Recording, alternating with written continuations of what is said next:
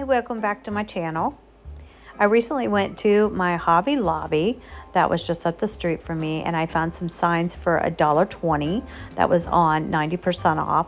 So these were fall signs. So what I did was decide to go ahead and make a Christmas sign.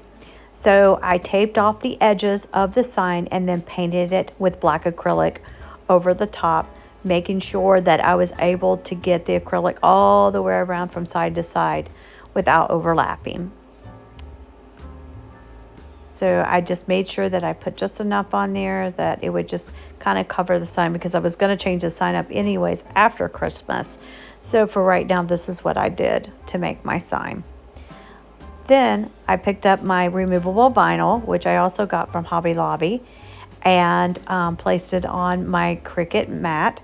So my Cricut maker was able to go ahead and cut out my actual Merry Christmas on it. And so now, now that it's cut it out, I'm actually pulling from the sides there so I can go ahead and weed these sides out. And it actually came off pretty easy. The Cricut maker did a really good job with it. I went ahead after that and I used transfer tape to go ahead and lift up the actual Merry Christmas words on the actual vinyl itself.